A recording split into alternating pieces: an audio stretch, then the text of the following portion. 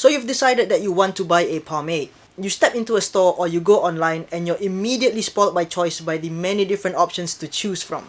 This gets you overwhelmed and you end up buying the pomade with the coolest looking label that you can find. You get home, you try it out, and you realize this isn't working as well as I thought it would. Well, hopefully by the end of this video, I can help you make a more informed decision when choosing a pomade.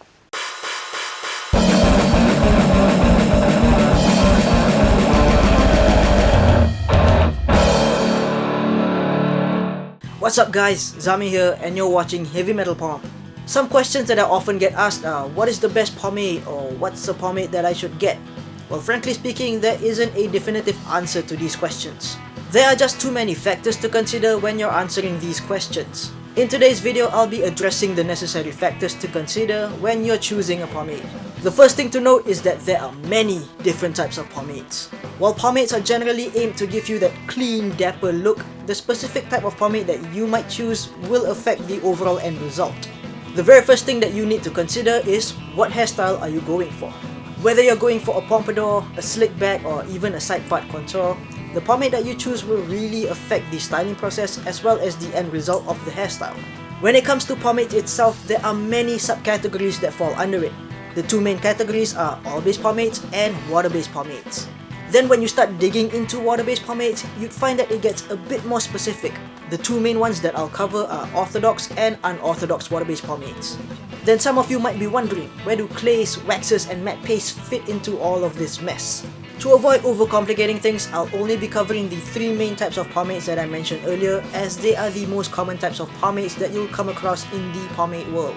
If you're interested in a more in-depth breakdown of everything, my friend Danny from The Squinty Show has a video explaining all this, which I will link down below. With that aside, let's get into the types of pomades. Oil-based pomades are the pomade OGs. They've existed for ages and have been dated back to the 19th century. Fun fact, a key ingredient in oil-based pomades back then was animal fat. Sounds kinda gross if you ask me. A lot of classic pomades commonly come in lighter holes as they provide better slickness and shine that old hairstyles tend to sport.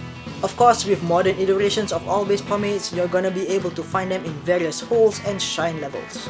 Orthodox water-based pomades, or gel pomades as I prefer calling them, are a modern take on a pomade and was introduced in the 21st century. These products were formulated with the idea to be able to provide the hold and shine of a pomade, but still be able to wash out really easily. You're gonna see pomade purists who don't really consider these to be pomades by definition cause they tend to be glorified gels, but I'm not gonna get much into that right now. And last but not least, we have unorthodox water-based pomades. These products only came into the picture a few years ago and were made to bridge the gap between oil-based pomades and orthodox water-based pomades. They provided the hold and flexibility of an oil-based pomade, but with the familiar easy wash of a gel pomade. Back then, it was a huge step forward for the pomade community as it was proof that homebrewers were able to formulate water-based pomades that didn't act like gels. Now that we've gone over the different types of pomades, let's take a moment to weigh the differences in characteristics. And before I go any further, I'd just like to point out that this is more of a general observation that I found with my experience with pomades. While there's no fixed definition for each pomade category, these are just some of the more common qualities that you're gonna find with them. With oil-based pomades, one key plus point is that they do not harden up or set in your hair. This results in you being able to restyle or touch up your hair very easily throughout the day. Oil-based pomades are also generally more shiny, which can give you that nice professional look. They usually have much better slickness, which helps to give you that nice tight hairstyle, and depending on the hole, it can be pretty resilient to most weather conditions. The main downside with an oil-based pomade is that generally, they're pretty hard to wash out. And no, hard to wash out doesn't immediately mean that it's gonna make you go bald. They also tend to feel really greasy in the hair, which might not be favorable to some people, though personally, I think that's really awesome. And because they're usually made from oils and waxes, they tend to not perform that well in extremely hot weather. Now for orthodox water-based pomades. These pomades are generally convenient to use and have the stigma of being beginner-friendly. They're also relatively cheap compared to the rest, and you're gonna be able to find them sold very commonly. Most gel pomades can give you a really good amount of hold, which is great for those exaggerated hairstyles. As mentioned earlier, they're easy to wash out and the lack of a greasy feel might make it more comfortable to use in hotter weather. As for the negatives of a gel pomade, because of the low cost that goes into making these pomades, you're usually not gonna find high quality ingredients in them. Usually there's a lot of chemicals that go into making them, and I don't know about you, but personally, I don't exactly feel 100% about putting chemicals in my hair on a regular basis.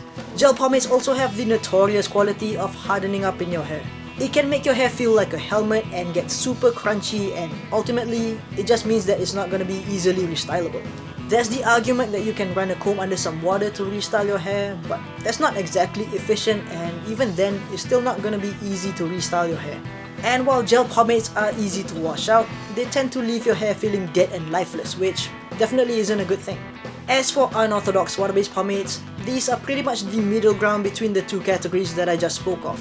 They have the familiar restylability of an oil-based pomade, and they're generally fairly easy to wash out.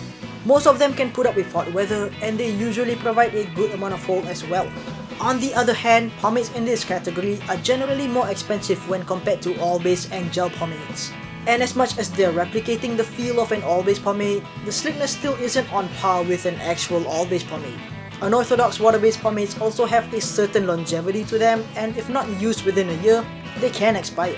And again, these qualities aren't entirely definitive for each category, as they're just common characteristics. There are oil-based pomades that wash out easily, and there are gel pomades with better quality ingredients. The next point I want to go over is the different types of holds. It's pretty simple, you're mostly gonna find light, medium, or heavy. Of course, you're gonna run into other hold levels like strong or firm, but I'm just gonna cover the three main and common types of holds. Now, I know what you're thinking. I need a heavy hold or my hair won't hold in place. I know, cause I used to be that guy. But as mentioned earlier, a different hold can really affect the hairstyle that you're trying to achieve. Before I go any further, I'm gonna try to explain what the different types of holds can mean. Heavy hold is gonna be the most common one that you'll see in hair products. Why? Because everyone thinks that's what they need. It's either heavy hold or no hold. But what exactly defines a product to be a heavy hold? Now, heavy hold pomades are usually more waxy or grippy, and depending on the pomade, it can really affect the amount of tugging and pulling that you face when you're applying it into your hair. They're made to give you a good amount of hold and are usually the best choice for hotter weather. Due to the higher wax content, they tend to be harder to wash out as well. Medium holds are the middle ground. They're usually pretty balanced between being slick and waxy and can give you a sufficient amount of hold. Mediums are usually not as hard to wash out compared to heavies and are best used in temperate weather conditions. Light holds are the most overlooked hold type. Most people have this mindset that light hold is equal to no hold, and that's not the right way to look at it. Light holds are usually really slick. They provide an ample amount of hold and are best used for those really tight hairstyles or for simple hair grooming. They're also the easiest to wash out compared to mediums and heavies, and they're best used in cooler weather or indoors. So why does the hold type matter? Simply put, the general qualities of each hold type can really assist or go against the hairstyle that you're going for. For example, if you're going for a pompadour with a lot of volume, the waxy nature of a heavy hold will really help to achieve that hairstyle. But if a slick back is what you're going for, the waxy nature of a heavy is gonna make your hair resist and just split even more. Whereas if you're using a light hold for a slick back, that slick hold will assist your hair to be more obedient and result in a tighter hairstyle. And if you're going for a contour, a medium hold would fit it just perfectly because it has just enough hold to give you a right amount of height, but still be slick enough to keep it nice and neat. Another factor that can influence the pomade you get is the scent. Most people don't realize this, but the scent of a product can greatly affect how you feel about it. Especially if it's a stronger smell, you'd want to make sure that it's something you enjoy or can at least put up with. If the scent isn't something you like, it can really affect you throughout the day, and worse, can even lead to migraines and negative reactions. A bad scent can simply render a good pomade unusable. So how do you know if a pomade scent is good or bad? The best tip is to personally try it out from stores, barbershops, or even from friends if you can. If none of that is an option, unfortunately you're just gonna have to rely on reviews and just base your judgment from there. The last thing I'd like to go over is how do you differentiate between oil-based pomades and the two other water-based pomades. To find that out, you'd want to look at the ingredient list of the pomade. The first listed ingredient is the base of the pomade. If the first ingredient is petroleum or some type of wax, it's an oil-based pomade. If it's water, well, that's pretty self-explanatory. So what if you can't see the ingredient list and can only see what the product looks like? There's actually a trick that can help you to identify the type of pomade, though it's not exactly 100% accurate. For oil-based pomades, they usually look pretty greasy and waxy. If it looks like Vaseline, it's probably an oil-based pomade. Orthodox water-based pomades are the easiest to identify. They look like gels and are usually transparent. Unorthodox water-based pomades generally have a creamier look to it. They're usually opaque and kinda look like ice cream. Don't eat it though, no matter how good it smells. That pretty much sums up what you should look for when choosing a pomade. Experimentation is gonna be key, as you'll never know what will or won't work for your hair. If you came to this video looking for a quick recommendation, the best I can give you is to try a medium holding unorthodox water-based pomade. Use that as a baseline and then work from there depending on what you're looking for. I also highly recommend watching video reviews so you can have a better idea of how that pomade in particular works. You can also join Facebook groups like Everything Pomade and Oil-Based Pomade Enthusiasts to get a second opinion. All in all, I hope that these tips help you in your search for your pomade of choice. If you have any further questions, don't hesitate to leave a comment down below and I'll try to help you out as best as I can. Don't forget to subscribe to my channel right here, or you can check out my last video right here. I'll see you again soon. Thanks for watching.